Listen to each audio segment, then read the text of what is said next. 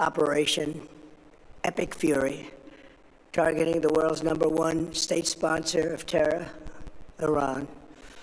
In these past 4 weeks, our armed forces have delivered swift, decisive, overwhelming victories on the battlefield. Victories like few people have ever seen before. Tonight, Iran's Navy is gone. Their Air Force is in ruins. Their leaders, most of them terrorist regime they led, are now dead. Their command and control of the Islamic Revolutionary Guard Corps is being decimated as we speak. Their ability to launch missiles and drones is dramatically curtailed, and their weapons factories and rocket launchers are being blown to pieces. Very few of them left. Never in the history of warfare has an enemy suffered such clear and devastating large-scale losses in a matter of weeks. Our enemies are losing, and America, as it has been for 5 years under my presidency, is winning, and now winning bigger than ever before. Before discussing this current situation, I also want to thank our troops for the masterful job they did in taking the country of Venezuela in a matter of minutes. That hit was quick, lethal, violent, and respected by everyone all over the world. After rebuilding our military during my first term, we have by far the strongest military anywhere in the world. And now we're working along with Venezuela and are, in a true sense, joint venture partners. We're getting along incredibly well in the production and sale of massive amounts of oil and gas, the second largest reserves on Earth after the United States of America. We're now totally independent of the Middle East, and yet we are there to help. We don't have to be there. We don't need their oil. We don't need anything they have, but we're there to help our allies. Tonight, I want to provide an update on the tremendous progress our warriors have made in Iran and discuss why Operation Epic Fury is necessary for the safety of America and the security of the free world. From the very first day I announced my campaign for president in 2015, I have vowed that I would never allow Iran to have a nuclear weapon. This fanatical regime has been chanting death to America, death to Israel for 47 years. Their proxies were behind the murder of 241 Americans in the Marine barracks bombing in Beirut, the slaughter of hundreds of our service members with roadside bombs. They were involved in the attack on the USS Cole, and they carried out the countless other heinous acts, including the just horrible, bloody atrocities of October 7th in Israel, something that most people have never seen anything like it. This murderous regime also recently killed 45,000 of their own people who were protesting in Iran. 45,000 dead. For these terrorists to have nuclear weapons would be an intolerable threat. The most violent and thuggish regime on earth would be free to carry out their campaigns of terror, coercion, conquest, and mass murder from behind a nuclear shield. I will never let that happen, and neither should any of our past presidents. This situation has been going on for 47 years and should have been handled long before I arrived in office. I did many things during my 2 terms in office to stop the quest for nuclear weapons by Iran first, and perhaps most importantly, I killed General Qasem Soleimani in my first term. He was an evil genius, a brilliant person, a horrible human being, however, the father of the roadside bomb, and he lived just horrible what he did. Iran would have been perhaps in far better, stronger position. He lived, we would have had probably a different conversation tonight. But you know what? We'd still be winning and winning big. And then very importantly, I terminated Barack Hussein Obama's Iran nuclear deal, a disaster. Obama gave them $1.7 billion in cash, green cash, took it out of banks from Virginia, D.C., and Maryland, all the cash they had. He flew it by airplanes in an attempt to buy their respect and loyalty, but it didn't work. They laughed at our president and went on with their mission to have a nuclear bomb. His Iran deal would have led to a colossal arsenal of massive nuclear weapons for Iran, and they would have had them years ago, and they would have used them. It would have been a different world. There would have been no Middle East and no Israel right now, in my opinion, the opinion of a lot of great experts, had I not terminated that terrible deal. And I was so honored to do it. I was so proud to do it. It was so bad right from the beginning. Essentially, I did what no other president was willing to do. They made mistakes, and I am correcting them. My first preference was always the path of diplomacy, yet the regime continued their relentless quest for nuclear weapons and rejected every attempt at an agreement. For this reason, in June, I ordered a strike on Iran's key nuclear facilities, an Operation Midnight Hammer. Nobody's ever seen anything like it. Those beautiful B-2 bombers performed magnificently. We totally obliterated those nuclear sites. The regime then sought to rebuild their nuclear program at a totally different location, making clear they had no intention of abandoning their pursuit of nuclear weapons.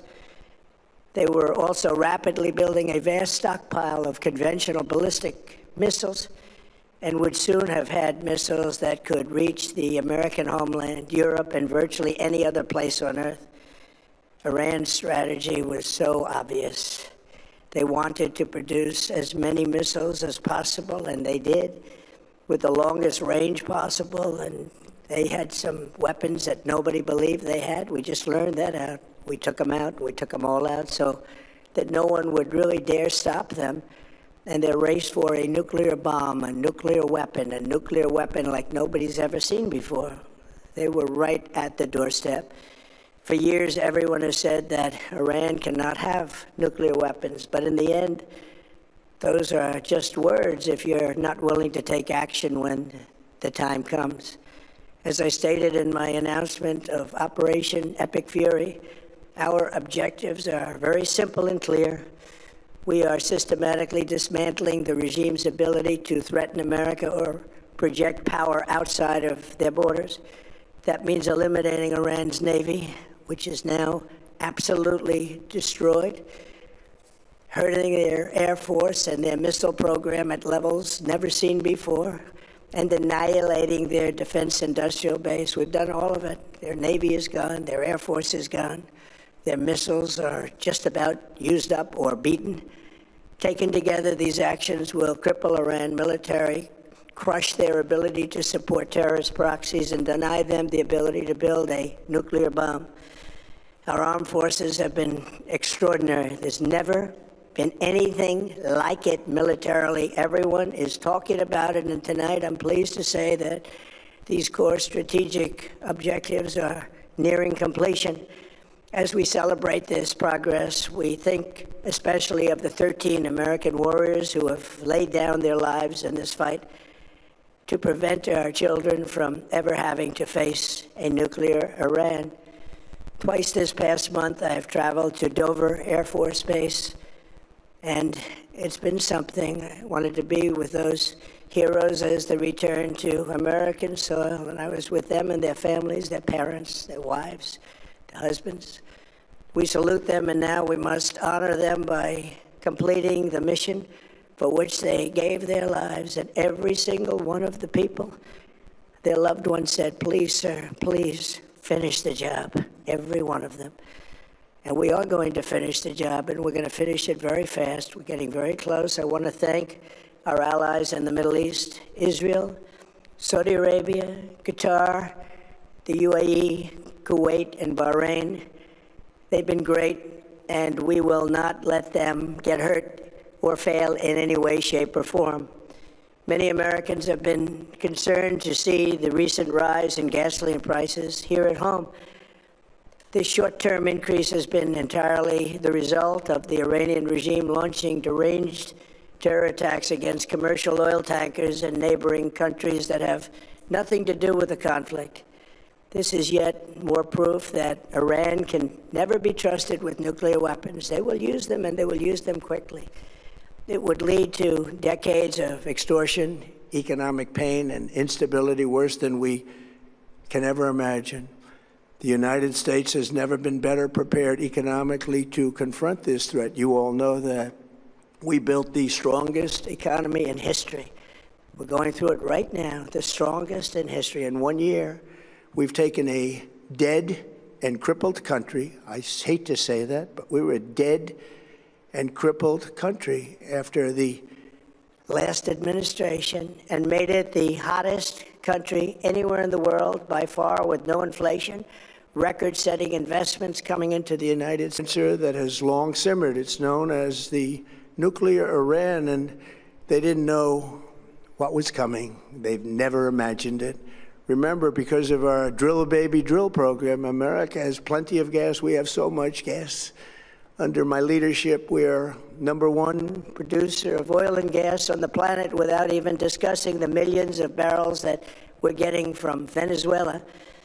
Because of the Trump administration's policies, we produce more oil and gas than Saudi Arabia and Russia combined. Think of that, Saudi Arabia and Russia combined. And that number will soon be substantially higher than that. There's no country like us anywhere in the world, and we're in great shape for the future. The United States imports almost no oil through the Hormuz Strait and won't be taking any in the future. We don't need it. We haven't needed it, and we don't need it.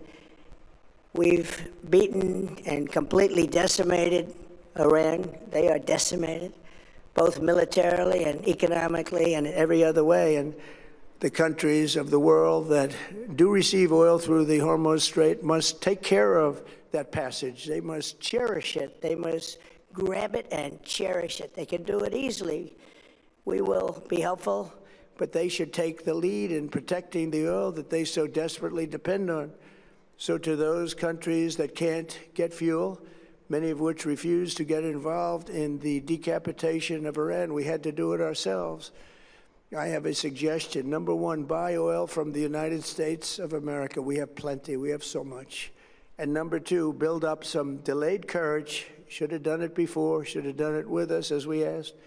Go to the Strait and just take it, protect it, use it for yourselves. Iran has been essentially decimated. The hard part is done, so it should be easy. And in any event, when this conflict is over, the Strait will open up naturally. It'll just open up naturally. They're going to want to be able to sell oil because that's all they have to try and rebuild. It will resume the flowing, and the gas prices will rapidly come back down. Stock prices will rapidly go back up. They haven't come down very much, frankly. They came down a little bit, but they've had some very good days over the last couple of days. We've done actually much better than I thought, but we had to take that little journey to Iran to get rid of this horrible threat. With our historic tax cuts, where people are just now talking about receiving larger refunds than they ever thought possible, they are getting so much more money than they thought. That's from the great, big, beautiful bill. Our economy is strong and improving by the day, and it will soon be roaring back like never before. It will top the levels that it was a month ago. I've made clear from the beginning of Operation Epic Fury that we will continue until our objectives are fully achieved. Thanks to the progress we've made, I can say tonight that we are on track to complete all of America's military objectives shortly, very shortly. We're going to hit them extremely hard over the next 2 to 3 weeks. We're going to bring them back to the Stone Ages where they belong. In the meantime, discussions are ongoing. Regime change was not our goal. We never said regime change, but regime change has occurred because of all of their original leaders' death. They're all dead. The new group is less radical and much more reasonable. Yet if during this period of time no deal is made, we have our eyes on key targets. If there is no deal, we are going to hit each and every one of their electric generating plants very hard and probably simultaneously. We have not hit their oil, even though that's the easiest target of all, because it would not give them even a small chance of survival or rebuilding, but we could hit it and it would be gone, and there's not a thing they could do about it. They have no anti-aircraft equipment. Their radar is 100% annihilated. We are unstoppable as a military force. The nuclear sites that we obliterated with the B-2 bombers have been hit so hard that it would take months to get near the nuclear dust, and we have it under intense satellite surveillance and control. If we see them make a move, even a move for it, we'll hit them with missiles very hard again. We have all the cards, they have none. It's very important that we keep this conflict in perspective. American involvement in World War I lasted 1 year, 7 months, and 5 days. World War II lasted for 3 years, 8 months, and 25 days. The Korean War lasted for 3 years, 1 month, and 2 days. The Vietnam War lasted for 19 years, 5 months, and 29 days. Iraq went on for 8 years, 8 months, and 28 days. We are in this military operation, so powerful, so brilliant, against one of the most powerful countries for 32 days. And the country has been eviscerated and essentially is really no longer a threat. They were the bully of the Middle East, but they're the bully no longer. This is a true investment in your children and your grandchildren's future. The whole world is watching, and they can't leave the power, strength, and brilliance. They just can't believe what they're seeing. They leave it to your imagination, but they can't believe what they're seeing, the brilliance of the United States military. Tonight, every American can look forward to a day when we are finally free from the wickedness of Iranian aggression and the specter of nuclear blackmail. Because of the actions we have taken, we are on the cusp of ending Iran's sinister threat to America and the world. And I'll tell you, the world is watching. And when we do, when it's all over, the United States will be safer, stronger, more prosperous, and greater than it has ever been before.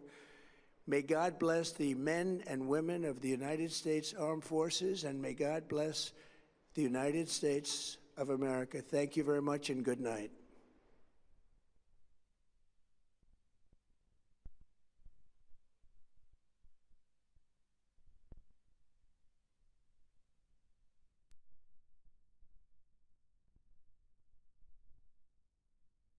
Shri Ayodhya धाम में प्रभु श्री राम के भव्य मंदिर का निर्माण और फिर शिखर पर सनातन की धर्म ध्वजा। 500 वर्षों की प्रतीक्षा पूर्ण हुई और त्रेता युगीन अयोध्या नगरी जीवंत हो गई। वर्ष 2025 में 29 करोड़ से अधिक श्रद्धालु अयोध्या धाम पहुंचे। पर्यटन बढ़ा तो उद्योग व्यापार को गति मिली और रोजगार के हजारों अवसर सृजित हुए। विकास का कार्य हुआ और जगह जगह से लेकर के पूरी अयोध्या राममय है। जैसे त्रेता द्वापर में सस्ती थी, उसी तरह योगी जी ने अयोध्या के मठ मंदिर का सुंदरीकरण कराया।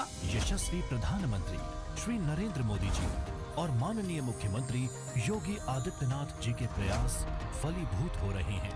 राम नवमी पर अद्वितीय सूर्य तिलक की दीप्ति, नए उत्तर प्रदेश का संदेश संपूर्ण विश्व तक पहुंच रहा है।